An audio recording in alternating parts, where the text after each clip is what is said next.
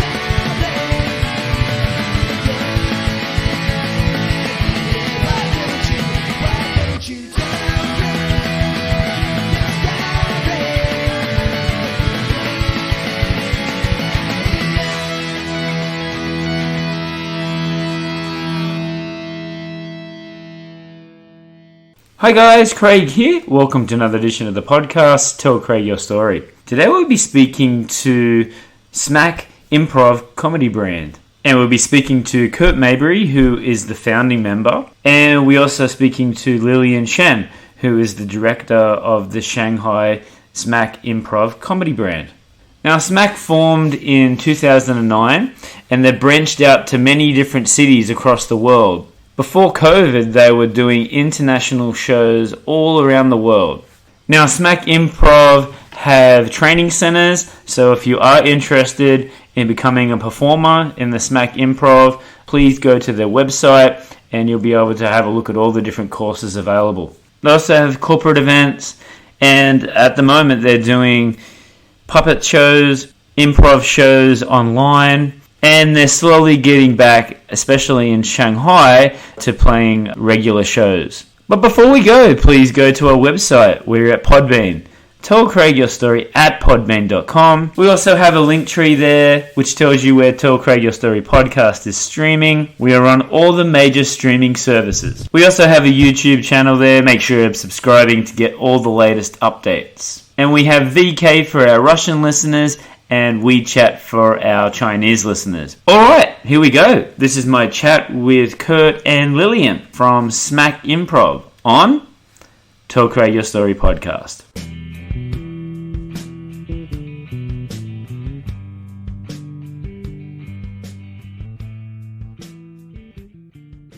Hi guys, how are you going today, this afternoon? Hi! Hello. Thank you for coming in. I really do appreciate your time. It's been... I think I asked you guys maybe a couple of months ago if you could come and do the podcast, but it's sort of people being in different countries and, I've only been back really a few weeks. So, busy schedules, so I really do appreciate the time. So we've got two people here, so let's introduce yourself and what's your sort of role in the company. I'm Lilian Shen, and I'm the artistic director of Zmack, and I'm Curt Mabry, and I'm the founder of Zmack Improv Family. Right. Really cool. I must have been living under a rock because the first time I saw you was at the Popcorn, and you did the Curators Cut. Yeah. One of the finest shows to ever come out of it. Yeah. So tell us a little bit about this Curators Cut, because it's so interesting to watch. How long does this production sort of take to sort of get up and going? So you kind of saw like a mini version of it because we only got like a half an hour slot. Right. But basically it's a completely improvised 2-act like drama, and we're trying to like take, improv is very commonly associated with comedy, and we're trying to kind of do a darker, more twisted version of improv. And it's long form, which we haven't done a ton of in Shanghai, just because like we're trying to get people get used to the concept of improv and short form and all these things. And my idea was that Mark wanted to do something that's choose your own adventure. And I thought this format would also keep the audience more engaged, because they're interacting with the long form the whole time, because it's one story for an hour and a half. I think it's worked super well because it's helped people understand that it is improvised, but also at the same time has that constant interaction that short form has. So everyone's very engaged. And so it's been super fun kind of bringing this to different audiences. And what I really love what you just said was everyone's involved. Like, yeah. I even got people coming up to me asking me, "Are you the guy that shot person?" It's like, I had my drums and I was dressed up as Michael Jackson, and I said, "What? No, I'm not. No, I'm not." So just sort of playing the game. So I thought it was really cool that everyone got involved. And for you, Curt, you said you just come back from Thailand. Thailand. Yeah. Is that, you're saying, I've read that you're developing like Zmack in Bangkok. Well, after Zmack had celebrated its 10-year anniversary here in Shanghai, thank you, congratulations, back in 2019, I was flying back and forth to Bangkok for some of my work. I do applied improvisation, corporate training and development, and executive coaching. And there was a group of people in Bangkok who asked me to come teach them improv. And I thought, you know what? This is a city that values art. It's another culture. Maybe we can create Zmack there.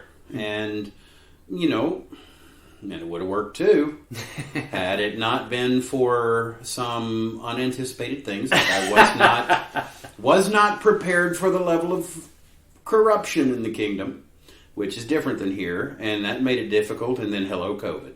No. And then that kept me kind of stuck there until I could get back. Lilian and I have been working hard for the past 6 months to figure out how to get me back here. So let's talk about this. This was my next question. It's affected everybody. How did it affect Zmack, the company? Did you have shows booked coming up in that period? And then I've also seen you've gone online, which I think is a great idea, and it'll broaden your fan base. So tell us all about leading up to COVID and then when it actually happened. Well, we were, Lily is the leader of Zmack Shanghai, and I was trying to develop Zmack Bangkok, so she was dealing with things here. And when things locked down, I saw a lot of improv happening online, so I created this brand, Zmack Virtual.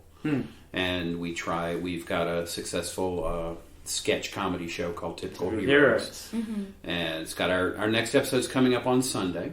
And is it 3 or 4? 4. 4, right. It's improvised sketch. So we create digital shorts like Saturday Night Live, and then we improvise live sketches. But the big thing has been creating an online community. And for that reason, now we have active Zmackers all over the world. And I'm now turning over the leadership of Zmack Virtual to Zmackers based in San Diego and London. Right. As I focus on working with Lily here in Shanghai. That is really, really cool. And obviously it's starting to come back. You're doing performances now. So during that time, how did you feel, about... It was definitely super tough. We also, so COVID was January, January is when we first found out about, all the lockdown and stuff. And 6 or 7 months before that was when Curt had left to go to Bangkok. A bunch of Zmackers left. So we were already kind of figuring out our new situation. And then COVID happened. And I felt I don't think we had shows planned that were canceled just because it was end of January and, Chinese New Year was coming up, right? So it was there wasn't so many shows that were in the books. But we did have corporate trainings that were indefinitely postponed, which was definitely tough because that's our main like source of income. Yeah. It was just really sudden, and it was hard to figure out. I think like as the leader, I was trying to figure out, okay, how long do you think this is going to be? You know, yes. Trying to figure out how serious it is. And for the longest time, I was totally in denial. It's like, it's going to be like SARS, right? It'll be like 2 weeks, 2 months, like at most. Yeah. And I just wanted to believe that it was going to be a very limited amount of time that was going to affect us, and then it's going to get better. And it definitely affected us a lot longer than it would have. No shows, no classes. No corporate training, so it was like 6 months, like completely down. Classes came back before shows because it was smaller group. Right. So we definitely, tried to start up classes as soon as we could, under the condition that people were comfortable with it. And then we started doing shows again. Actually, for the first few months when shows came back, it was actually really good because people were really excited to get out of their house, to be with friends, to watch something fun and make them laugh, you know. So it was definitely like just up and down the whole time. And, you know, like August, we had another like, oh, we're not so sure. There's some breakouts here and there. So we did have a show canceled recently in August. So it's just, it's been hard, but we persevere. It's very interesting you say that, and that you've actually survived it, because a lot of companies here in Shanghai and all over the world have gone under. Yeah. What Lilian accomplished was superhuman. Yes. Keeping the family together, because it did fall apart in Bangkok. Right. And I'm grateful for what I created online, but watching what Lilian did here in Shanghai, it made me realize that the greatest thing I ever did with Zmack was asking her to lead it. Yeah. I mean, that's a big compliment. So, you know, I look at your website and I see all the way through it the word family. So tell us about that, like the Zmack family. Like, it seems very, very close, very intimate. Tell us about that. Like many people, I'm a foreigner in Shanghai. And Shanghai also has many, many Waidiren, people from different parts of China. And people are sometimes looking for a connection, because this city is largely about achievement and income, you know, and it's not quite the same as Beijing, you know, about where culture is concerned, although Shanghai has a beautiful art scene and live music scene. And so what I realized was that we're all kind of looking for that family. Yes. And so although we were about improvisational theater, one of the things that makes improv work is that it's fun. Yes. And one of the things that makes it work is that you really like the people you're working with. So the word family is actually overused, I think. Oftentimes when you're working in a typical company and they say we're a family here, you can interpret that as you're going to get work overtime without pay. That's what it often means. Yeah. But by the way, can you work on Saturday? Right. But it was very, very important to me that we go beyond the stage, that we connect on other levels. And so it became my family, the family that you choose. And it grew like that. And families are not perfect. They're often dysfunctional, and we have been at times, you know, and dealt with things like that. But I wouldn't trade it for the world. Yeah. It makes you stronger, though, doesn't it? It does. You know, you want to get the best out of your performance, and, you know, having the occasional argument can be a good thing because you want to make it the best, right? Yeah, I'm sure that happens a lot. Yeah. It does. Yeah. And more recently, I've seen on Zmack is the Puppeteer show. Mm-hmm. But I haven't seen that in the past. Is this like a new direction? Tell us about this. I love the puppets. It's also, I think the Curators Cut and puppets came out of COVID in a way, you know, because they only existed after COVID, so they've been relatively new, like a year, less than a year even. And with the puppets, because Eddie, he's kind of the one who I feel like he's the source of the inspiration, because his school was down, and then he had his own puppets, and he brought a bunch of puppets from his school because he's like, school's out, you know, the kids aren't coming back for a while, and the kindergarten has a bunch of puppets, and no one's doing anything with them. So I'm going to bring them to Shanghai. Would you like to play with me? I'm like, yeah, of course, you know. So it's just like a bunch of us hanging out, playing with the puppets.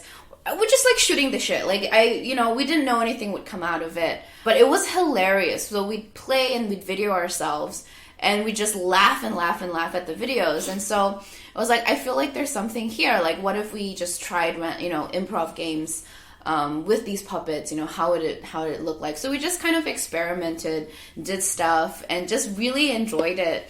And so we did our first show, and we had no idea, like, was this gonna work? Were people gonna think we're funny, or do we just think we're funny because we know each other, you know? But people really enjoyed it, and it, like, taps into this, like, childlike, you know, like, inner, like, spirit that you don't get to explore so much. And you know, for a lot of people, it reminds them of like Sesame Street, or like, you know, puppets back in the day we watched when we were kids. Personally, I wasn't super into puppetry as a kid. You know, I watched Sesame Street, but it wasn't something I was like religiously devoted to. But I saw puppet improv when I was in Chicago, and I thought it was really cool.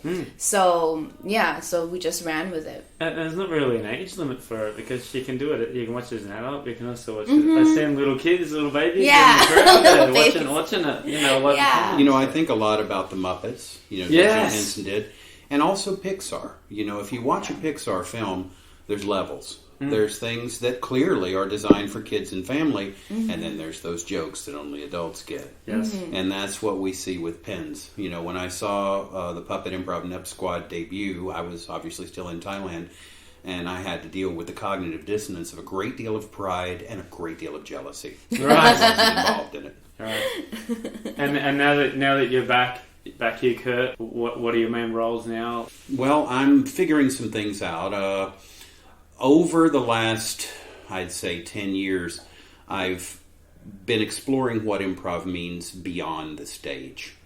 Improvisation is basically interpersonal dynamics. It's interpersonal communication tools, interpersonal effectiveness tools, and we learned that, and so I got into the realm of corporate training. And as someone who is very much against selling out and very much against the man, what I've found is that I can make a difference with individuals. So I get hired a lot to deal with software engineers, for example, people who are very highly trained in left brain areas, but maybe don't really have experience or training in interpersonal communications. Yes. Right?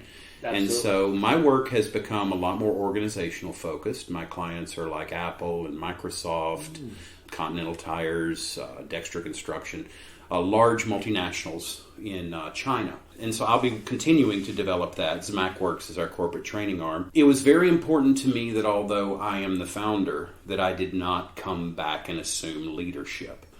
Because for Zmack to continue to be sustainable and grow, it's not about a 54-year-old white man with a gray beard. You know, so it's much more about today. Yes. And Lilian represents that a lot more, right? So I do help Lilian, and I do advise her when she asks, but I'm very proud of the fact that Lilian has a mind to make her own decision. She takes on board whatever anybody says and then makes the right choice. I am going to be doing some things on the stage here. I'm going to be revitalizing our two-prov night, which is improv duos, and I have some very exciting things planned for 2022. A live stage sketch show, an improvised two-act play where we hijack the sets of existing plays, of existing theater plays, and something very new in the realm of Chinese improv. I'll give you a hint. Douyin. Oh, there you go. Yeah, TikTok is crap, but it doesn't have to be.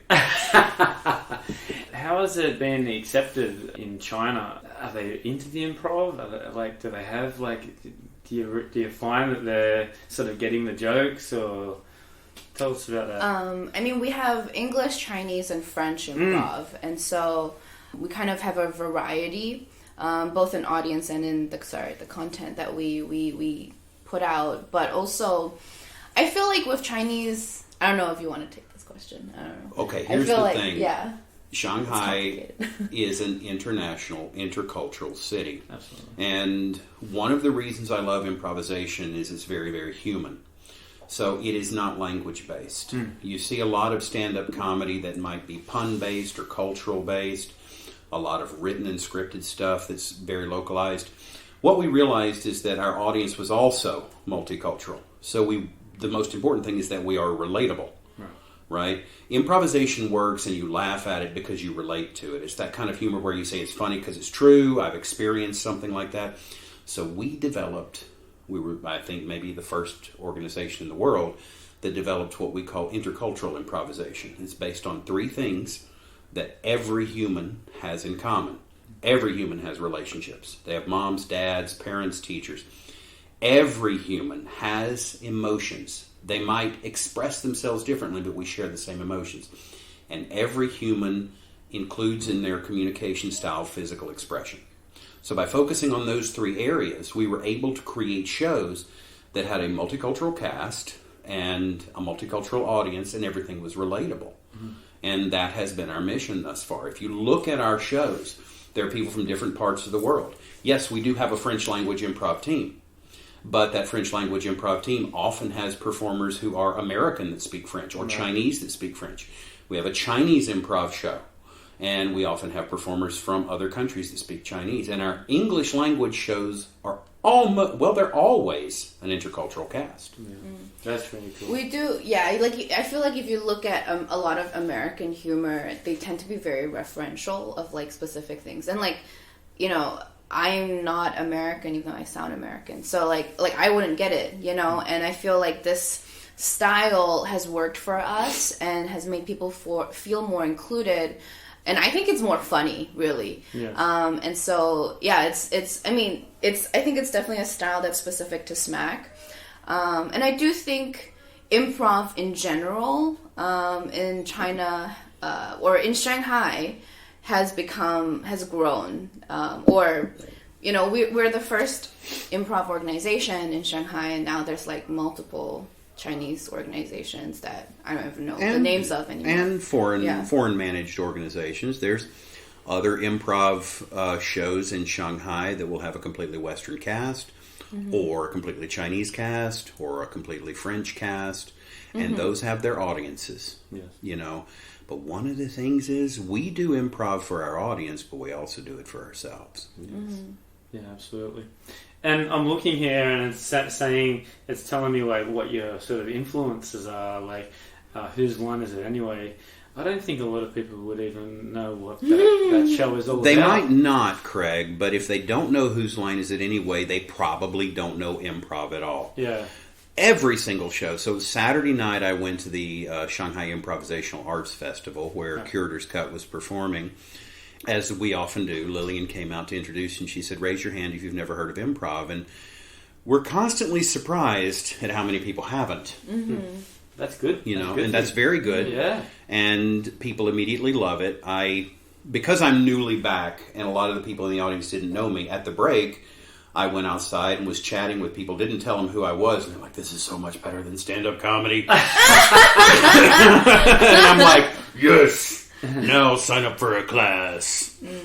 Yeah, people get confused between improv and stand-up a lot, and the concept of like, oh, this is fully improvised, they're like, oh, but there's characters, right? But like, you know, they're trying to understand what it is sometimes. Yeah. Try to tell somebody you have improv practice, and they're like, wait a minute, you make shit up. What are you practicing? But that's the really cool thing, because it's live and it's spontaneous, and that's what I like about it anyway. You know, and even if they make a mistake, that's the good thing about it, and they're trying to make up for it.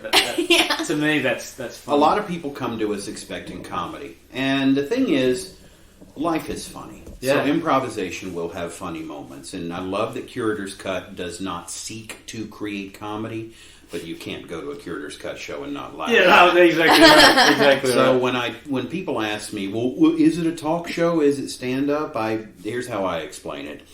Stand-up comedy is one individual with highly prepared material that he or she is delivering in a way that seems impromptu. Right. Whereas improvisation is, as we do it, collaborative. It's an ensemble. It is created in front of the audience, from the audience suggestion, on the spot, innovation, in real time. But the way that we do it, it looks highly prepared. Yes. One of my greatest experiences is for 3 years I performed with a musical improv group known as Snap. And we would create like 30-minute, like a Broadway musical, 30 minutes right away. And afterwards the audience would come up and they'd say, well, it was good, but you prepared that. Yeah. And I'd be like, no, well, you prepared it a little, didn't you? I'm like, no. Well, you practiced that music. And I'm like, no, because our musical director was a genius and he'd play whatever he wanted. I mean, that's just so talented. I mean, my God. I'm going to challenge you there. Yeah. It is not about talent. Improvisation is a skill we all have. We forget it as we grow up. When you were a kid, you would play pretend with your friends. You were improvising. But then we get into school and we're taught that plans are important. And in the school system, we're taught that individual achievement is important. So we forget about collaboration. We forget about play. And plans and individual achievement are very important. But balance is key. We try to provide the other side of that. And how, like, we'll get more into it, like, with the training and your schools. I mean, it might be a little secret, but how much is actually planned and like, how much is actually off the cuff? It's not a secret. Like, no, not really. Like something, I mean, the short form and long form are a little bit different. So like short form, there's like different games, right? Each game has a rule and it's like 3 minutes, like Whose Line. So we have a sequence for which games are played, and we might even say who's in each game. But that's pretty much it. Like all the content, all the suggestions are all improvised. And for the long form, we might have like a format. So we might say we're going to have 3 scenes. We don't know what the scenes are. We don't know who's going to be in the scenes, but it's going to be 3 scenes. And then we're going to have a game, like a game that everyone's going to be in on, and then we'll have scenes again. So like, it's very roughly kind of formatted, but that's just so that it's easier for us to practice, easier for us to have like a consistent outcome of something that's watchable. Yeah. But even in those structures, we often let go during the show itself. Yeah. A week ago Saturday, Curators Cut had their full show at Punchline. And Curators Cut has a structure in which there is a narrator, the curator, who interacts with the audience. And the audience is brought on stage after the break, and they say, well, what's going to happen? And the audience votes on it. One member of the audience that brought on said, the narrator was behind it all. And Mark, who was the narrator and not prepared necessarily to become part of the scene, said yes. That part is different every time, by the way. We change it up every show, like how we invite the audience to come on stage and what they decide. But so it was specific to that show. We have no idea what they're going to say.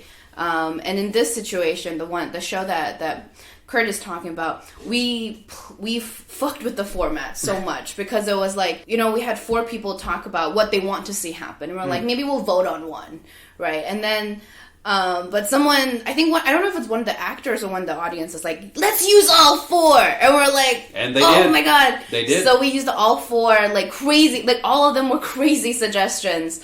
And we used all 4 in the following scenes. Like, and yeah, like, I feel like that's part of the fun of improv. It's just like when you're so comfortable with these people, you've played with each other, you're so, you trust each other so much. It's just like, yeah, let's do a thing that we didn't talk about, have no idea what's going to happen, it's unpredictable, let's do it. And we all commit to it. The audience always becomes part of the show. Yes. Yeah. Sometimes sometimes you'll meet somebody who knows a little bit about improv, and they're like, I'm going to sit in the back because I don't want you to pull me on stage. Yeah. But it's often those very people that by the second act, when somebody says, can I have a volunteer, they're throwing their hand up. Yeah. Yeah. our first show, we were totally like, we don't know how people are going to react to this. Is it too dark? Like, there's always a lot of death in the Curators Cut shows.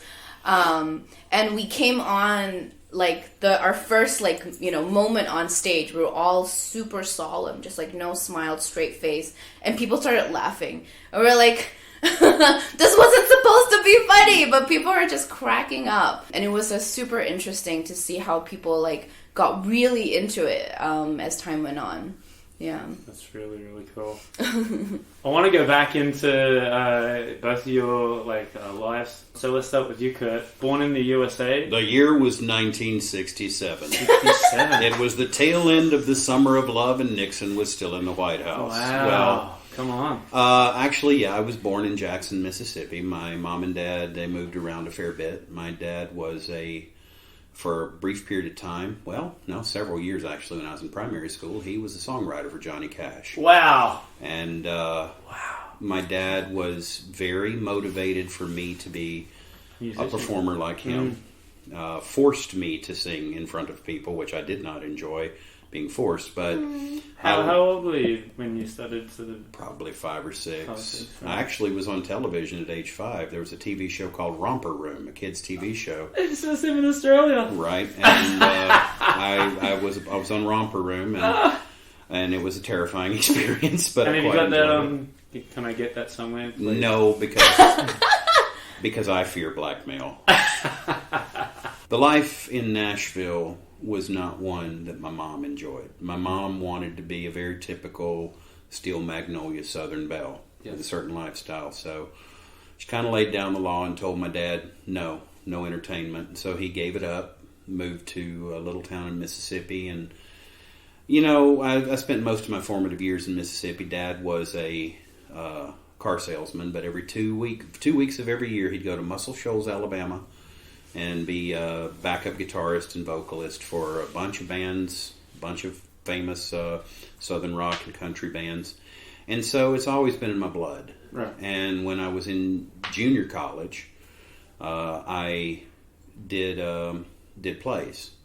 I was Ebenezer Scrooge in a fully operatic Christmas Carol. I was Random Nazi in Sound of Music. And I had a very choice role in South Pacific, and I loved it. And so after junior college, I'm getting ready to go to the University of Southern Mississippi, and I said to my mom, I think I want to go into performing, and she's like, hell no. That's not a career that's going to sell you. So I was pretty clever. I went into television production. All right. After university, I got a job with a Fox affiliate. Let me add a caveat here. This is pre-Fox News. This is Simpsons Fox. Right. And pretty shortly thereafter, the Children's Television Act was passed in the United States, which was to prevent children's programming from just being toy advertisements. Oh. So what Fox came up with was the idea of localized kids programming. So in the afternoon, you might have 30 minutes of Teenage Mutant Ninja Turtles, 30 minutes of Power Rangers, then DuckTales, then Chip 'n Dale's Rescue Rangers.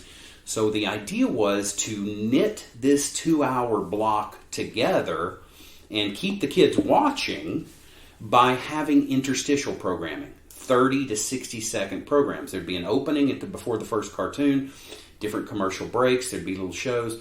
And so I created a character called Mondo Bobby, and we built a set, and I was recruiting everybody in the TV station to be part of it. Here's an editor over here, here's a salesman over here, and we didn't know what we were doing. And I came across a book.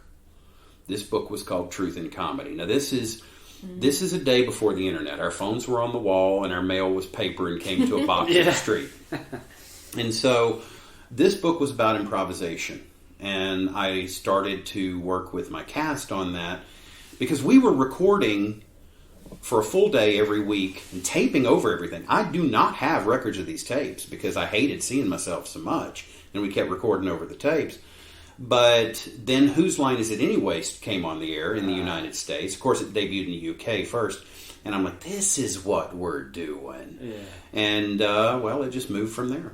Yeah, that's an amazing story. What did you say, your university? University of Southern Mississippi. Mississippi, right. And then later on, like it said, you've been on TV shows and plays. When did you decide to move to China? And is there any sort of particular stories there that sort of stand out? Without getting too deep into it, my background, the area I grew up in, is very conservatively Christian. We're in the buckle of the Bible Belt. Right. So pretty much everybody I went to high school with got married right out of high school. You know, and I married my university sweetheart literally a week after graduation. I loved what I did in television, but it made sense to follow her career. She was a health records administrator, and we wound up going to a very tiny town in Georgia, and my life just didn't feel right. Eventually, one thing led to another. We separated. I moved to Memphis, Tennessee, wound up in a job I hated. And suddenly, one day, one of the colleagues sitting in the cubicle next to me says, by the way, next week I'm leaving. I'm going to China. And I'm like, why would you go to China? He said, because I can't go back to Japan, which is a whole other story. But apparently he had taught ESL in Japan as a young man. So he moved to a city called Changchun. And he loved it. And he said, you should come over here and teach English. And I'm like, I don't know about English. And he said, you should come to China. The last thing I remembered of China was, as a little kid, my mom watching the meeting between Nixon and Mao. And I remember everybody dressing the same and massive amounts of people. I'm like, why do I want to go there? But I did. I decided to take a year off, moved to Changchun, loved it, didn't go back. Moved to Shanghai a year later, because I wanted to live in a city. I'd never lived in a big city. I mean, Changchun is considered a small city of 6 million, which is already a population larger than my home state. So I moved to Shanghai. I got involved with a theater company here. A British lady ran a theater company called Zulu Productions. And what was this? When did you move to 2008. 2008, right. So I got involved with the improv workshop, and when they found out that I was the one that was going to keep coming, and I had a little bit of knowledge about improv, I took over running it. And when the theater company folded and she moved back to the UK, she's like, here's our database if you want to keep going. So I kept going. Turned it into Zmack. And that was 2009. Right. The Zmack. And it's grown and grown and grown, and I'm very proud of it. I'm very proud of Lily and the work that she's done, and very proud. We've now got actors all over the world. Like I mentioned, we've got our Los Angeles-based Smacker Tez Yancey just got cast in a Broadway musical. Our London, Portugal-based smacker, Jodie Gillies, she works regularly with Andrew Lloyd Webber in his work. You know, we've got Julian in Paris, who is really rocking the improv and theater world up there. Now, we talked about the Australian girl as well. Well, that's Jodie. Yeah. She's based in London in the UK. Here's the thing. Australia has quite a bit of improv already. And we work with, most often we've worked with Improv Mafia out of Melbourne. I think it's Melbourne. Yeah. I'm not sure. Yeah, Melbourne. But we don't try to plant improv where improv already exists. Right. Are you going to come to Australia to do... Well, first let's fix COVID. One step at a time, right? Right. Yeah, but we've traveled a fair bit We already. have. Yeah. One of our proudest moments was Chicago. Yeah. Performing on the stages of the Annoyance Theater and the I.O. Theater and hearing people talk about how professional we are, things like that, you know, really made me proud. And the fact that Zmack Virtual has grown to the point that it attracts improvisers from around the world because we have a growth mindset. We're very multicultural. We're very empathetic. You know, we care a lot about diversity and representation and understanding what the global majority really looks like. Yeah. So you Lilian, you said you grew up in the UK. So tell us about growing up, where you graduated, and why did you decide to come I want to see if she sighs. Usually whenever I say somebody meet Lilian, say, where are you from? She'd go, Because you say that, I stopped sighing now. So I was born in the UK, but I was only there for 3 years. So I didn't really grow up there. I don't really identify with being Birmingham. British. Yeah, I was born in Birmingham. And then I was separate from my parents for 2 years, living with my grandparents in Beijing for 2 years. And then 7 years in Singapore. So at the time, that was like the longest I've lived in a place. How was that for you, like moving to different places? You know? I hated it. I feel like, I mean, I guess you'd kind of consider this as like the third culture kids or third culture adults now. Yeah, just like I feel like you get a variety of different responses. I mean, there are definitely benefits of doing that. I mean, it's a very privileged thing to get to move around at such a young age and, you know, develop a lot of social skills from it. But as a kid, I hated it. My dad told me, like, when I was 12, when we first moved to Shanghai, I was crying and screaming at him. I was like, "You ruined my life!" You know, because like this is all I know. All my friends are here, and I've studied so hard. Singapore was very academically competitive, so and it was the year of the most. You know, at the time, everything. You know, when you're a kid, everything seems like the end of the world. It's like doing it's called PSLEs, like primary 6 leaving examinations, so secondary school exams, and it was like the biggest exam of my life. And I studied so hard for it, and the year was going to happen. He said, "You're moving," so like all of a sudden this exam doesn't matter anymore, you know. And so I was just so upset, and like I didn't get a choice in this in this situation. And then I moved, and I had to be in a completely new environment in Shanghai. And I was like totally the dork, like the nerd, like, you know, everyone was so socially mature, and, you know, all the girls were doing makeup at the time, and I was still like in glasses and I've sneakers. Seen the pictures, I can verify. And just like I was just so lost. And then I was in Shanghai for 6 years until college. I went to San Diego, was in University of San Diego. That's where the accent comes. Yeah. I always loved art, like visual arts, but I studied business. I studied finance and environmental science. I had 2 majors, so not related to theater at all, or even really creative. So it was my first few years coming back to Shanghai. After I graduated, I came back to Shanghai for work. I was in finance for several years. Mostly doing mergers and acquisition in like a boutique investment bank, and then I did in-house mergers and acquisition in a big company. And so then, what year was this? Sorry, just so we can. I came back in 2014. 2014, right? Yeah, and that's so when we met, wasn't it? we met early 2015. So very Right. soon after I came back, and I was in my first job, and that's when I met Curt, and I was like, "What How is did this thing?" that come about? It was a podcast, It was believe it or not. super random. There you go. I mean, it technically was for a podcast. It was for something that nobody really knew what was going on. It was like an app podcast. Somebody thing. wanted to, you know, this is a city of entrepreneurs. Yeah. Somebody's got an idea for a startup. They gather people around. So she and I Yeah. are in a room, and Brainstorming. I meet this young, attractive, energetic social activist, and we had a mutual friend there.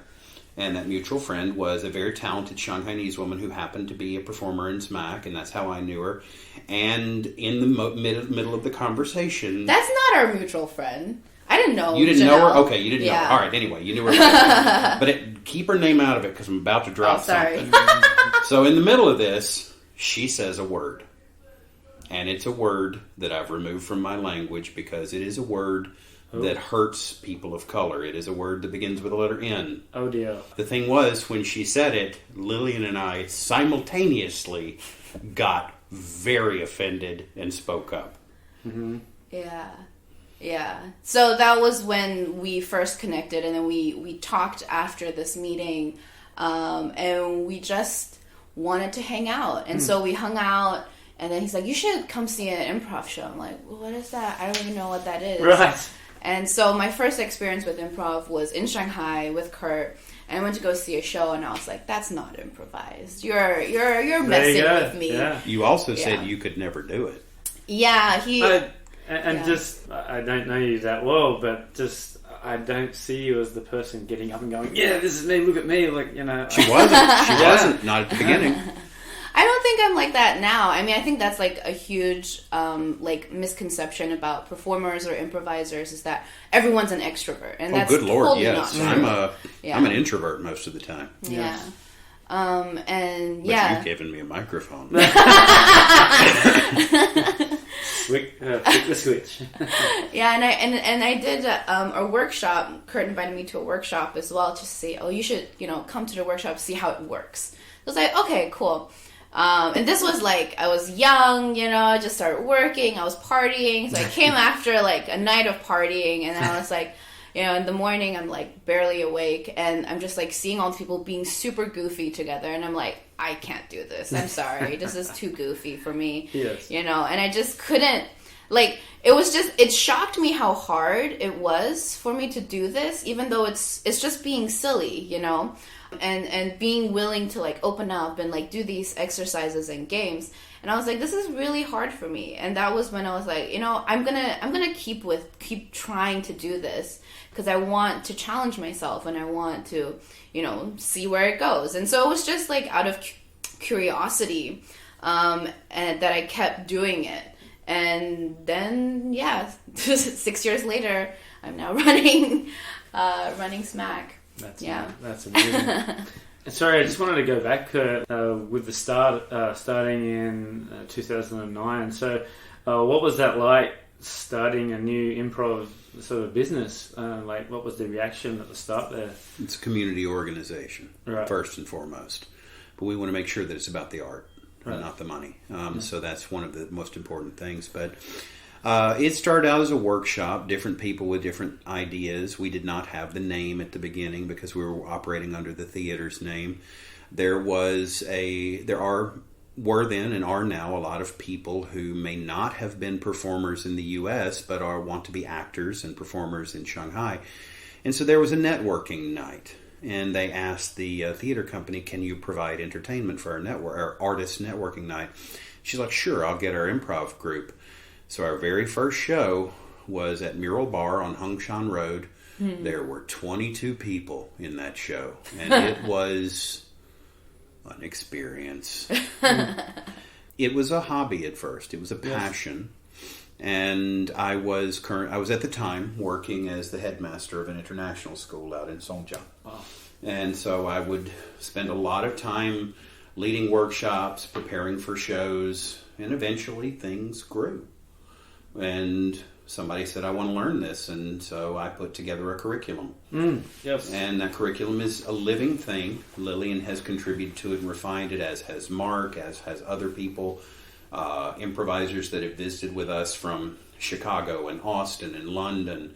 They've contributed to it. We don't adhere to any one specific style of improv. And one of the first students in one of our first classes made his living as a corporate trainer, and he's like, a lot of this would be very valuable in organizational learning and development. And then he told me how much he made, and I said, let's talk. Yeah, right.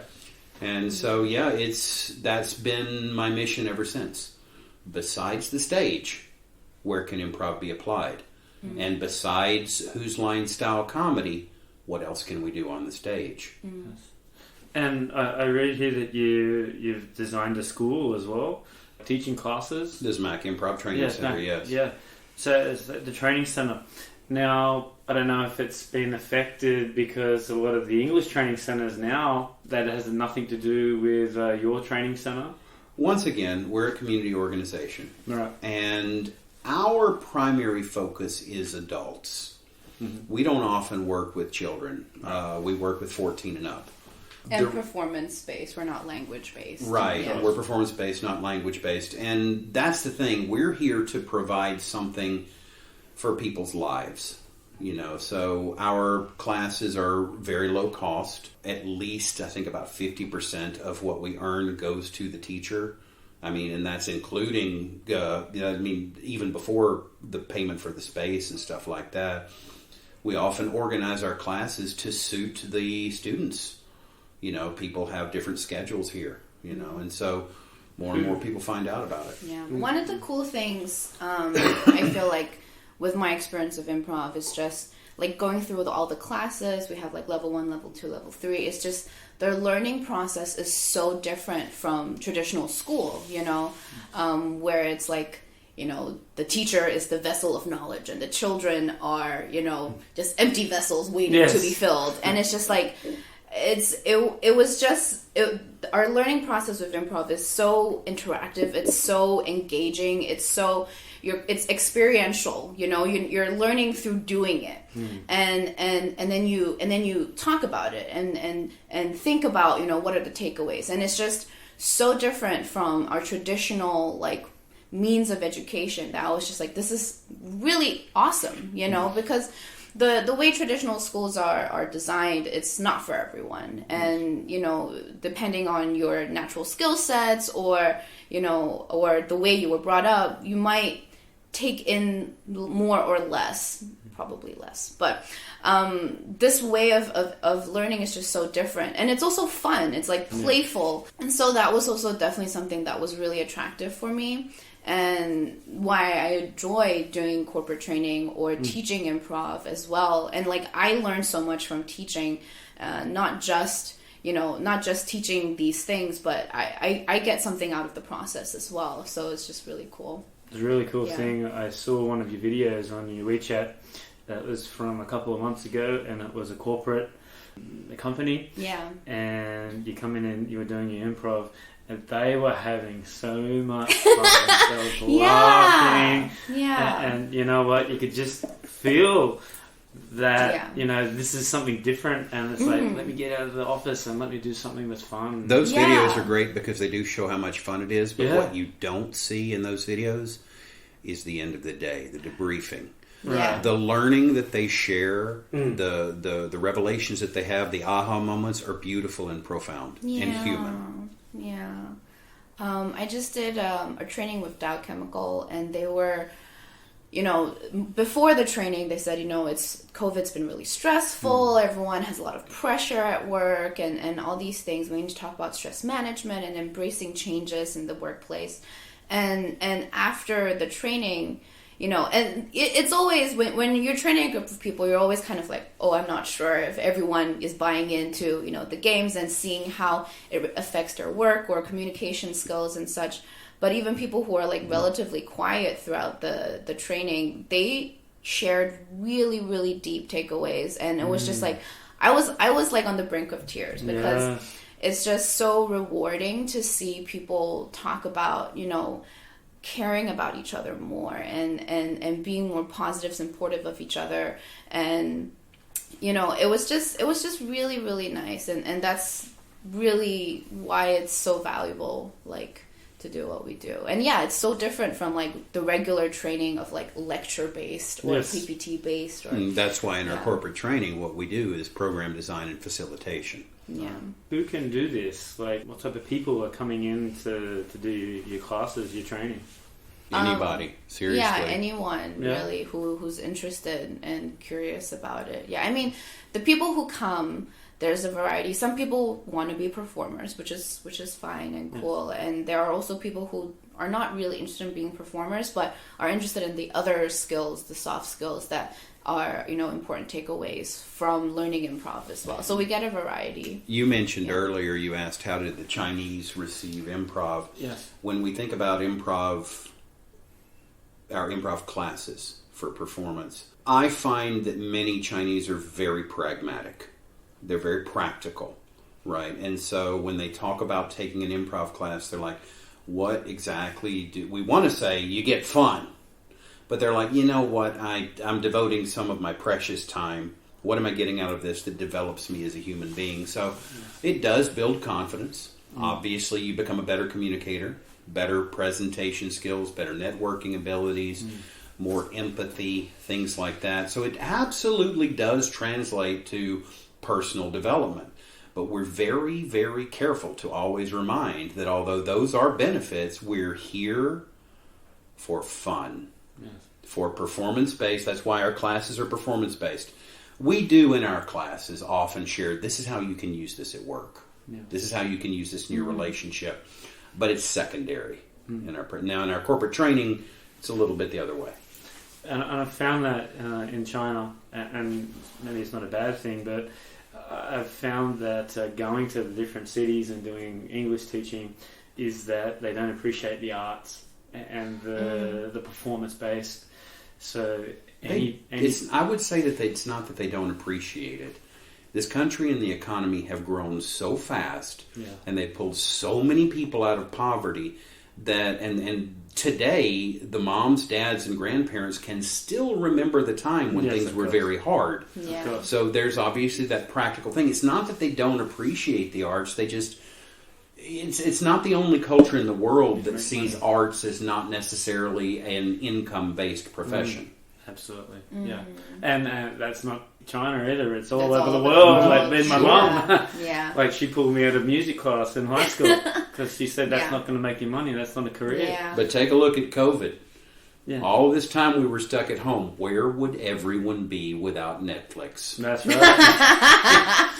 Exactly right. Yeah. And you go back to that online improv as well. I mean, so getting back to the question before, can you do classes online, or do you have to sort of be in the city to do these classes?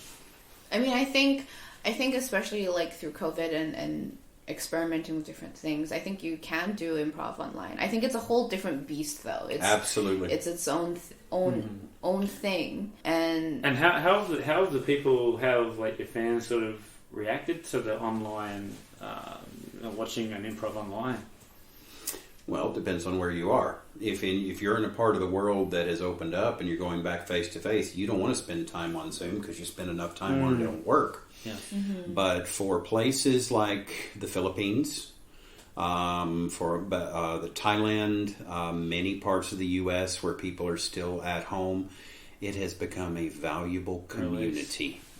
That is the most important thing that has emerged from online improv, is a community of like-minded people. Going back to the idea of the Zmack family, improv kind of foments a family. And so that's been the biggest takeaway for me about online improv. You don't do it to say, we're going to do the best show and make the audience happy, because in online improv, the audience is largely improvisers. and I think with online improv, there's been, a huge increase in accessibility. There are a lot of people who their only experience of improv has been online. They maybe always wanted to do it but never had the time or never had the opportunity, and they're doing improv because there's so many different opportunities to do improv online now, and their entire improv career is online. We've been able to reach people. So a lot of our work, especially Lilian's, is in diversity and inclusion and representation, a lot of her corporate training work. And one of the beautiful things that has emerged from the online improv community is a different type of representation. While we talk a lot about BIPOC and global majority, LGBTQIA2S+, one of the things that's emerged is the neurodivergent community. People that are on the autistic spectrum, ADHD, with personality disorders, introverts, things like that. People that would not get on the stage, they now can access this. One of the greatest compliments I got was in our very first improv class. Somebody messaged me and said, I have to tell you, this is the safest, most confident I've ever felt. Because at any time they could turn off their camera. Plus, we're very good at managing spaces and making sure that we maintain a conversation about boundaries and comfort. Right. And you want to give some shout out to some of the performers of Zmack that are not here today? Yeah.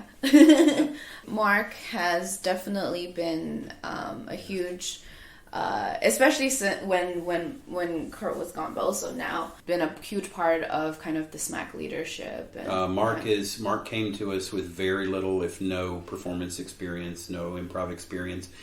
Something he'd always wanted to try. He really dove into the classes. He joined the musical improv team with me and became my favorite improv partner. We would wind up on stage in relationships all the time. And I saw that he had a lot to do with the third, the typical heroes as well. Is that correct? He is the associate producer. He's been the person who's been behind the scenes for a lot of it.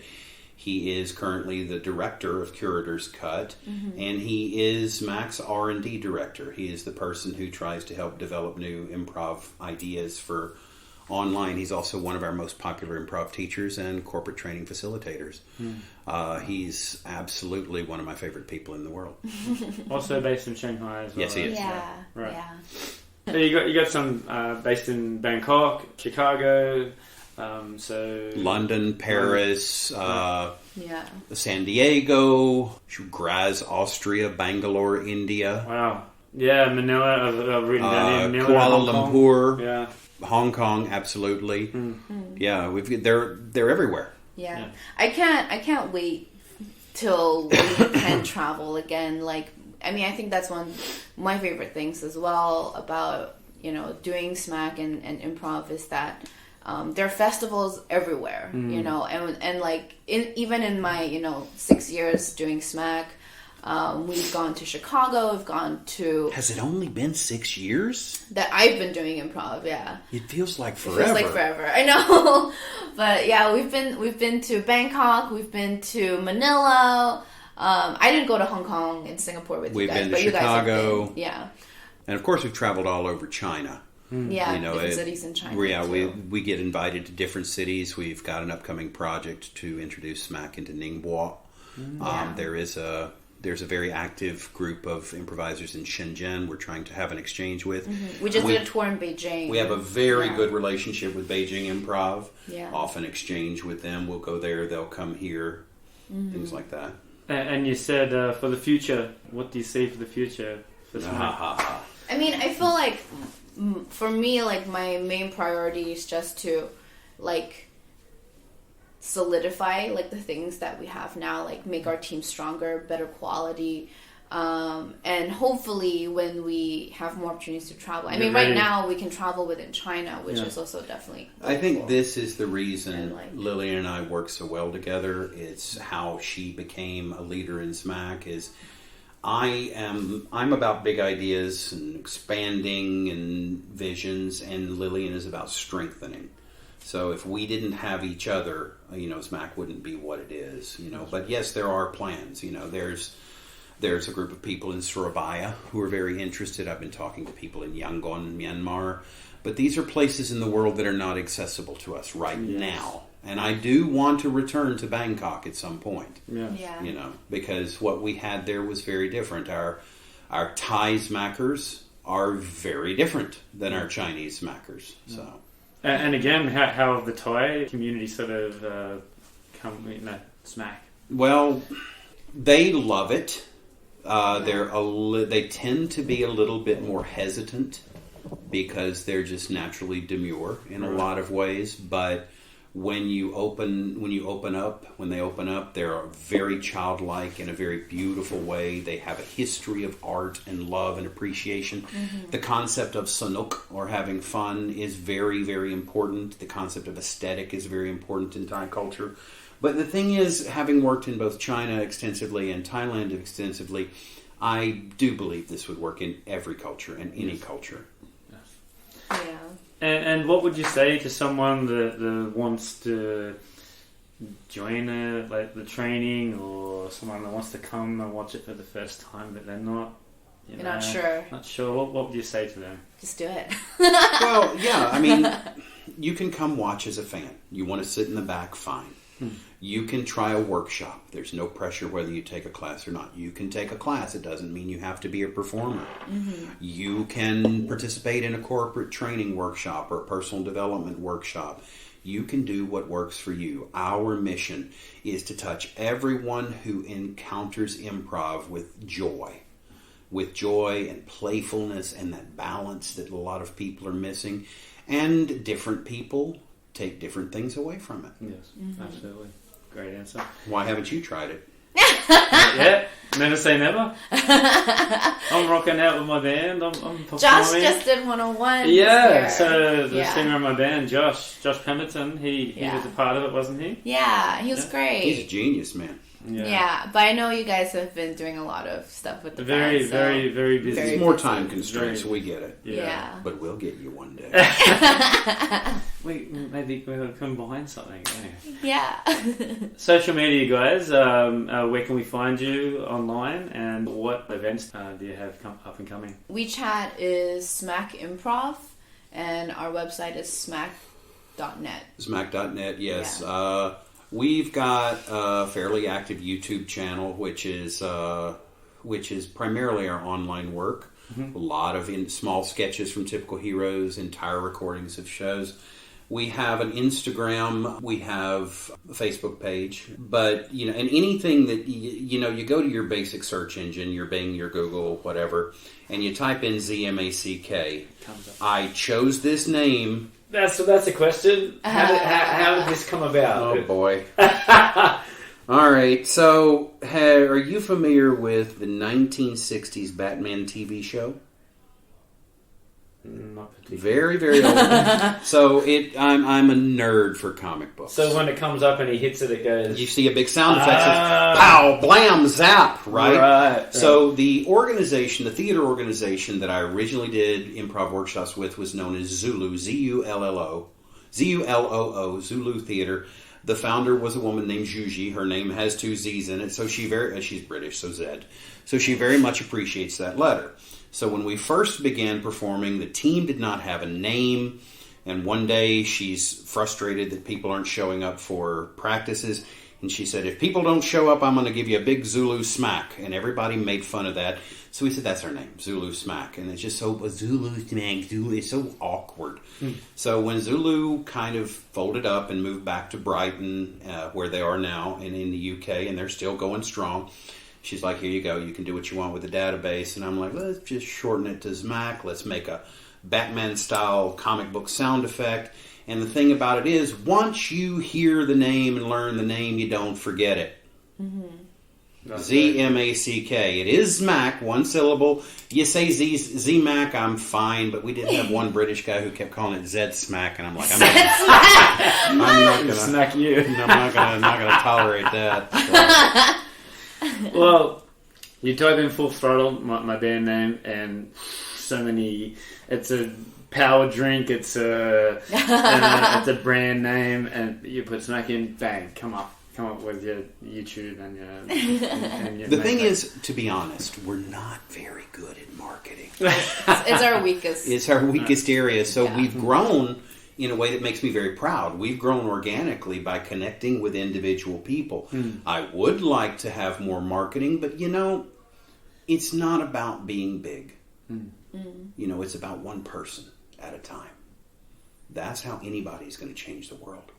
By connecting with one person at a time. Yeah. Australia. My main audience is Australia. Post-COVID. I don't know where that'll be, but coming down there, you said you've got connections in Melbourne. Well, we work a lot with Improv Mafia and the Corporation Improv. There's a wonderful, wonderful man down there named Luke Rimmelswan. Fantastic instructor, fantastic performer, just the biggest lovable bear you've ever met. If you're in Australia, if you're near a major city, there's improv, most likely. Go try it. It doesn't have to be Zmack. But I bet, if you ask them, have you ever heard of us? They probably know one of us. Yeah. And would we go there? Absolutely. Yeah, I don't think we've been there. We've not been there because 1, COVID. Yeah. 2, COVID.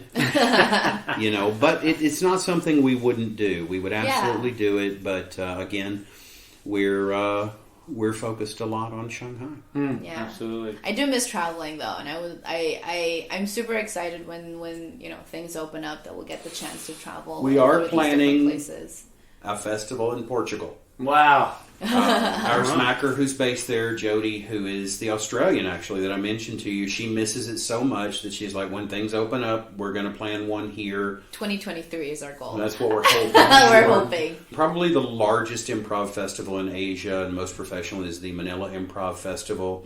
Of course, the Philippines are struggling right now, but that will come back.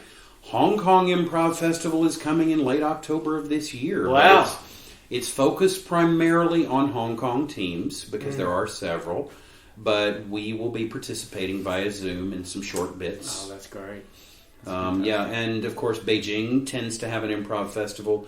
Here in Shanghai, we've organized festivals, but we've moved it to what we call the Unfestival, so that it has less pressure. Yeah. Less pressure about it, and it's more just about the different improv organizations coming together and meeting friends and playing together and experimenting, and the audience gets to love that. Yeah. Improv Mafia has come to Shanghai though, and we've had Korea, we've had the Philippines, we've had folks Beijing, from Chicago. Sharna Halpern, who is the founder of the IO Theater and probably she was the partner of probably the most influential American improviser, Del Close, who's one of the most important improv teachers to a lot of people. Mm-hmm. She came to Shanghai, and she was 2015. She was moved to tears to see how what she and her partner had developed had spread. Mm-hmm. But, improv does not belong to any one person or one organization. As a matter of fact, if there's somebody out there that does not have an improv organization nearby them, go online, maybe take a class if you want, maybe watch some videos, get with your friends and start fucking around. Mm-hmm. You'll figure it out. Yeah. There are some rules tools, guidelines. This is the most important one right here. Yes, and. Wow. Right? And then once you know yes and, which is agreeing and building, you have the first basic building block, and you're actually ready to get on stage at that point. But our curriculum teaches and refines different forms and formats and skill sets and things like that. Mm. That's really, really cool. All right, let's get close to wrapping up. At the end of all my podcasts, I just ask some little quick questions, and you tell me your top 2 or 3 favorite as of today. So the first one is music. You do improv. You've done improv music before.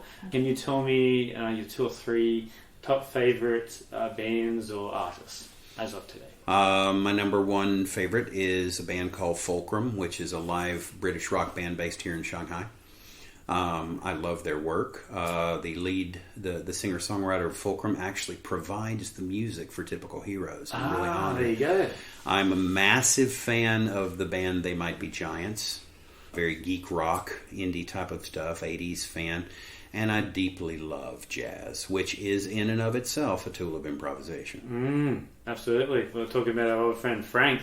He just gets up and goes, okay, what song do you want to play? You can't stop him. There you go. If he hasn't played that song for 20 years, I'll just work out some I'll figure something out. So, yeah. And for you, Lilian? I don't know. This is a really hard question for me. Like a specific song that I like right now. Like What's Going On by a non-blonde. For non-blonde, yes. Yeah. I don't know. Like we did a really cool thing. Also kind of came out in the last year or so. Hasn't been going on lately, but I think the concept is really cool where we've kind of mixed music and improv. And so it's like a band essentially, but we only do improvised music. And we even have a game where we invite an audience member to play, to be the bass of a piece. So like the xylophone or something simple. And they find, a melody that they like and they keep repeating it. And then the band plays around them. Wow. So that's a really cool thing. And technically I'm not a musician. That's one of Mark's creations. This is how brilliant this man is. Amazing. Yeah. 2 places that you visited. Your favorite, and then 2 places that you want to visit. I love Thailand, and probably because we've had so many shared experiences. When Curt was in Thailand, we visited. Before we were in Thailand a lot to kind of do workshops and shows and garner interest for Zmack. Just so many positive memories there, and we even took a vacation in Koh Lanta together. And so, yeah, I love the food. I love the people I've met there. And so, yeah, that's one of my favorite, places with, positive memories. And probably one of the first places I want to visit. Cheap food. Yes. Good food. And it's so simple, isn't it? Yeah, and, so much good tropical fruit. Yeah. And beaches. Love the beaches there. And... second one, I guess San Diego. I haven't been back in a really long time, and it's always perfect weather. Sunny, and again, beaches. I love beaches. So that'd probably be my top 2. Where do you want to in the future? Probably the same. The same place? Okay. Yeah. Okay. Is there any place you haven't been that you want to go? Yeah, somewhere that you haven't been to yet. What? Portugal.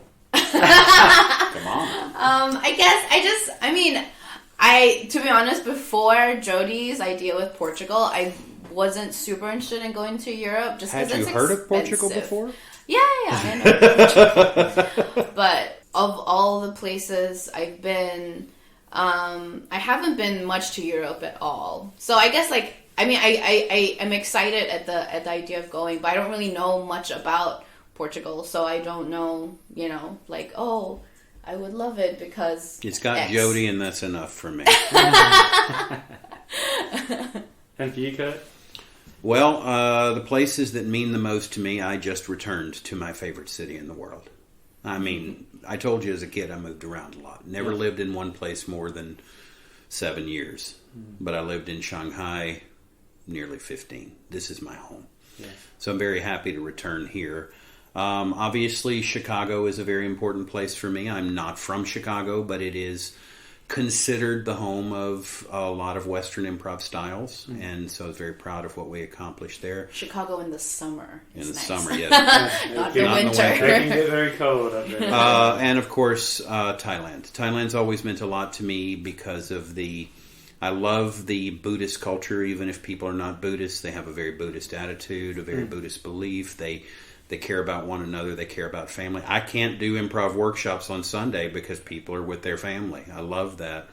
And there's a lot of things I love about it. Where do I want to go? Well, Bangalore. I really want to go to India. I want to experience that. It's been one of the most beautiful things about Zmack Virtual is meeting the improvisers in India. They're some of the most beautiful people I have ever met. And I want to return triumphant to Chicago. We're already triumphant. 2016, we went to Chicago. We brought 13 improvisers, right? 13. We performed 10 shows. Really? Yes. Oh my god, that's a lot. And we did classes at different theaters, and it was just like the best 2 weeks ever. And we all lived in a big house together. A big Airbnb, with a lot of weirdness and dysfunction and meals and stuff like that. But it was so much fun meeting so many improvisers, and it just like that's a really cool thing. Like going to different places, and you meet the improvisers, and automatically you're like part of the community because it's like we share this like common love for this art form that is still kind of niche. So yeah. It's almost 55 years old now. As old as me. But, well, it's older than me for sure. But if you consider improv as a performance art, So it's still relatively new to a lot of folks. Yeah. Now for you, some of your 2 or 3 favorite improv artists or performers? My biggest inspiration is Phil Hartman. Right. Phil Hartman from Saturday Night Live. Yes. Now, the interesting thing is, if you're a listener and you're a Saturday Night Live fan, he may not be the first Saturday Night Live cast member that comes to your mind. And he didn't necessarily have these standout characters that moved into movies. But here's the thing about Phil Hartman. Every scene he was in, he made better. Yeah. There's a story about when he was with the Groundlings in L.A., and he won some sort of award for being Performer of the Year, and he turned it down because he said, my job is to support other people. Wow. And if I'm standing out like this, I'm not doing my job. That's very humble. I am a massive devotee of Conan O'Brien and similar talk show hosts, Letterman, Carson, like that. And my upcoming show that I'll be debuting in 2022 is very much inspired by the work of Conan O'Brien. He's a complicated person. He's vilified in a lot of ways, and very deservedly so, but Del Close. Del Close was a madman, a drug addict, an alcoholic, and quite an asshole. But if it had not been for him and the mystique that surrounded him, he was known as Saturday Night Live's house metaphysician. He was the one that taught Belushi. He was the one that taught Aykroyd. And so had it not been for his work, his personal foibles notwithstanding, had it not been for his work, we wouldn't be here having this conversation with you. Yeah, right. And for you, Lily? I mean, obviously, the person, like the improviser that's influenced me the most is probably Curt. He taught me improv. How much did I offer to pay you to say that? I mean, I don't follow a lot of pop culture, so, I don't know a lot of actors, and I might know them by their face, but not by their names. Yeah. But, like, Curt obviously introduced me to improv, but also he really believed in me and supported me and pushed me to be where I am today. Like, I was not good as an improviser when I first started, but he saw my potential and, you know, consistently empowered me to keep going and to get better. And you'll get there one day. and yeah, and now, you know, I have enough confidence, and I have the confidence to you know, create a new format, you know, and that's just when I think about, you know, 5 years ago or 6 years ago when I first started, this would have not been what I anticipated or imagined of my future. Keep in mind, she's the creator of Curators Cut. She's the one that created it. Yeah, and it's just, my life is completely different, you know, going from, you know, 9 to 5, 9 to 6, doing finance to now like full-time doing improv. Yeah. It's just really crazy. Yeah. And it's not easy. It's definitely has its stresses, but I wouldn't choose to do anything else at this point in my life. Another like favorite coach I've had in Chicago was Liz Allen. She completely, I know one of the cool things about improv as well is every coach has a different style, and that's one of the beautiful things is that you might have a curriculum, but you teach it in your own way. Yes. And you talk about the philosophy or how you learn like your own experiences and how this thing compelled you in a different way, because everyone's so unique. And she was definitely someone who kind of deepened my love for improv with like she's very into kind of the emotional side, and she's not afraid of conflict. We always talk about in beginning levels like avoid conflict, you know, and it's a good rule as a fundamental. But she's like, you know, if the conflict is you know makes the conflict is real, not just for the sake of conflict, and she just was very like spiritual. She is a direct student of Del Close, and her style was just so different for me and so interesting. And so I really feel like after, you know, learning with her, like my own style of teaching and how I look at improv also changed. And I guess Viola Spolin, just because there's still a lot of improvisers who don't know about her, and she wasn't so much an improviser for, you know, for performance. She used improv as a tool to teach children and to teach to do a lot of like social work and stuff like that, and like kids who are in underprivileged areas. And this was like 1930s, like a long time ago. This was during the Great Depression. It was a Works Project Administration. And this is very important to remember.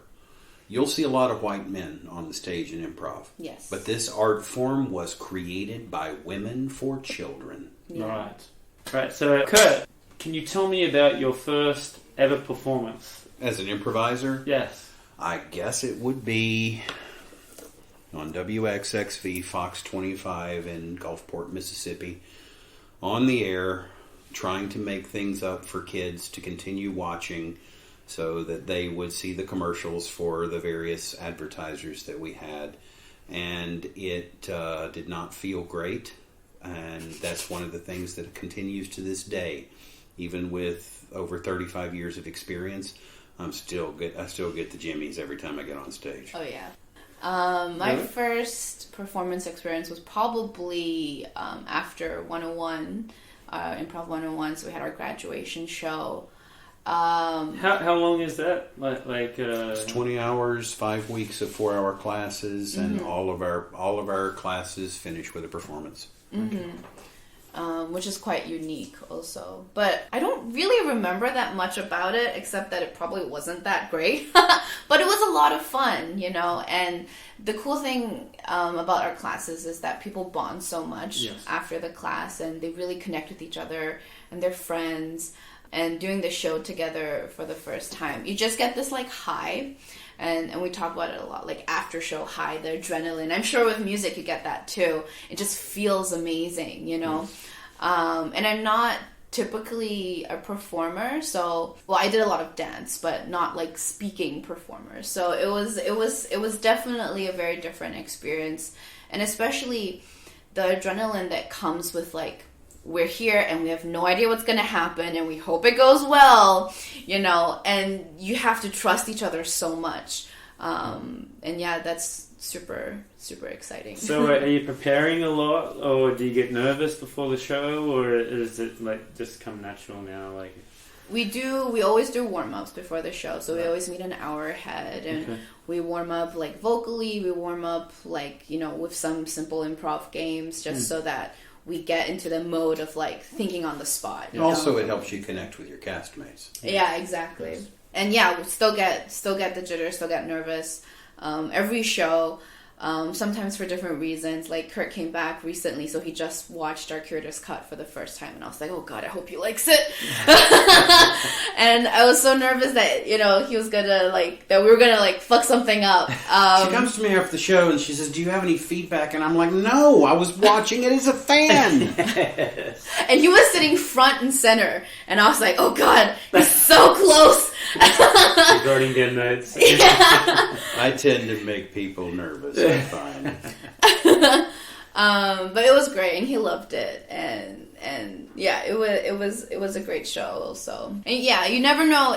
We've had bad shows, like it happens, but I think when you're with a good team, like you said, like sometimes you make mistakes, but you kind of use the mistakes in the show, and it becomes like a fun thing, or it becomes part of the story. Yeah, those are the best shows. And those are the best shows. We do sometimes have shows that are less than what we'd like them to be. Mm-hmm. But one of my favorite teachers, Mick Napier, former artistic director of Second City and founder of the Annoyance Theater, something he says always comes to mind. The worst thing about improv, no matter how good that show was, it's over in an hour. Yes. The best thing is, no matter how bad that show was, it's over in an hour. Yeah. That's right. Yeah. Last question, guys. Who is your greatest inspiration/hero ever? That's a hard question. It is.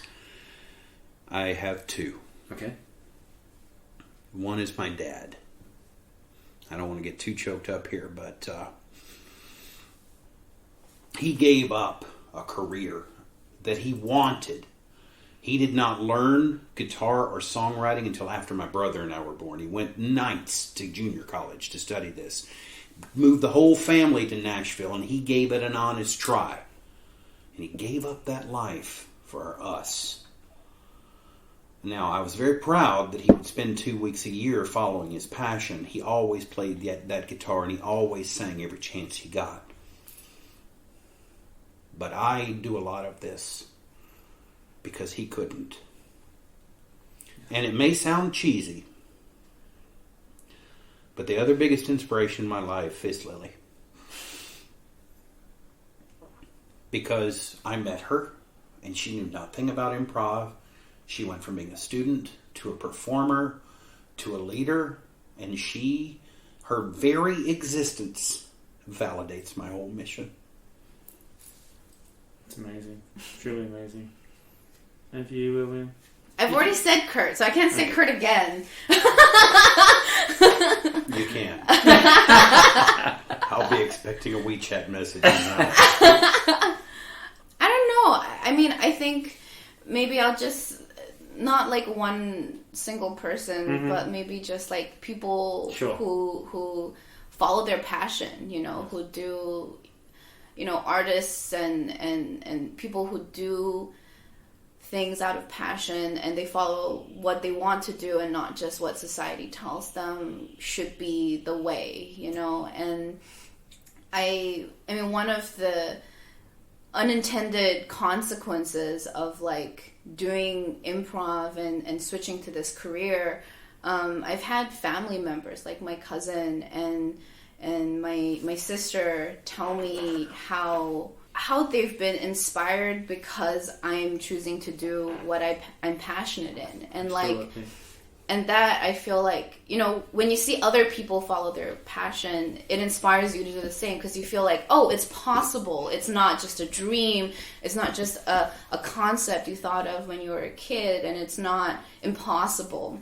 So I think like all people who are artists and follow their dream, and even if they're not doing it full time, they're just committed to doing it on the side or putting time and energy into it. I think like, they're all very inspiring, including, activists and feminists who are doing things that are so against the norm in their home country or, you know, their local culture, but they are still so committed to it. And there's just so many people who are inspiring.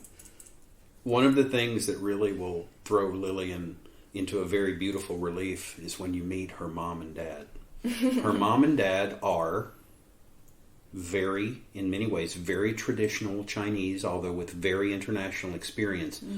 But my God, are they proud of her. And my God, do they love improv. They've both studied improv. Yeah. They show up at every show. Yeah. And not because of Lily, because they love it. They, at the beginning, when I was first making this switch, and I told them, like, I wanted to try doing this full time, they were like, you're crazy. Like, this is, it's unpredictable, it's not stable, you don't have a salary. But that's just like a knee-jerk reaction, right? Yeah, and now her mom, who was a celebrated chemist for a lot of companies like Dow, she's like, you've got to tell me more about what you do so I can tell more people. Yeah, that's right. They're so super supportive. Wow. And like, she was dragging me around the Curators Cut show at intermission saying, have you met Curt? He's the founder. Have you met Curt? He's the founder. They're so cute. They're so super cute. And I'm really thankful to them for being so supportive now. Like, and my mom actually told me that recently too, just like they weren't sure at the beginning, and they just wanted a good life for me, but they saw how hard we were working and, how great we were doing, and she felt really moved. My mom and dad passed, and my brother and I are kind of estranged because of his lifestyle, but when I look at Lily and know her as long as I've known her, I have actually seen her family strengthen in love since she started doing this work. Her relationship with her parents, her relationship with her sisters is beautiful and stronger. Her sisters don't do improv, but they love what we do. Her mom and dad do it, they love what we do. And so you go all the way back to family. Yes. Yeah. And for someone, for people like my parents, like, they're much older and, they are very practical. So they do things, I've been put into, when I was 14, I was put into a program called Money and You. Basically teaching children how to be financially successful. So these are the kind of people they are, just very driven in a specific way. But they're not the only ones, trust me. Oh yeah, for sure. For sure. Yeah. And for them to kind of like make such a big change, it was just really cool to see that. Modern China, modern Shanghai. It's changing. Yeah. The Chinese government and the Chinese society are seeing more and more value in humanities and arts, and that's growing. And I'm very proud to be here for it. Yeah. Improv is also, I want to say one more thing. Like, improv has also, like, taken me to places, like, not just geographically, but, like, I've done things in the last, like, 5 years that I never thought I'd do. Like, I've been doing voice acting, and I, like, for commercials and video games, I've been doing, like, I was just a model for, like, you can see her on Nike billboards across Shanghai. I was in a Nike campaign, and like, just like different things that, I would have never imagined I'd be able to do, but it's like, and also I think that's part of China, where it's like, you can get to try so many different things too. We're very, very fortunate to be here. Yeah. Well, on that note, that was fantastic. Thank you very much for coming in. Thank you, Craig. Really, really appreciate it. I just really like your vibe. I really like how, it's an art. It's you're getting up and you're doing something that you're so passionate about, like you talked about before. Yeah. Very passionate about it, and fun, family, and it's just all positive. It's none of this negative sort of attitude, and people to come to watch the improvs. It's like they want to have a good time. Yeah. Come out and have a good time. The audience for improv is so different from stand-up. Exactly. Like, everyone there is, like, rooting for you, They, like, want you to do a good job. Yes, that's the thing. No matter how bad you think your show is, the audience is probably loving it. Yeah. When's your next show, by the way, in Shanghai? I don't think we have one scheduled in the books just because of the holiday. Gotcha. But we're hoping to do a jam end of October. Okay. We're going to be bringing To Prof back in November. Now that I'm back, I'm teaching level 301, which is our upper level, and that'll be turning into a new show for Zmack with a long form called The Deconstruction. Yeah. We're kind of reorganizing a little bit to kind of embrace the strangeness of COVID and things like that, and make sure that we can provide the right opportunities for the Zmack family. So just follow our WeChat. Yeah, You'll absolutely. find out. Yeah. And you can look at the training, you can go to a show, Yeah. and you can get to see after COVID where they're going internationally and in China. Yeah. So Hell, meet two of us on the street. We'll do a scene for you. Sure. So all the very best and good luck. Thank you, Craig. so Thank you very much. much. 3, 2, 1.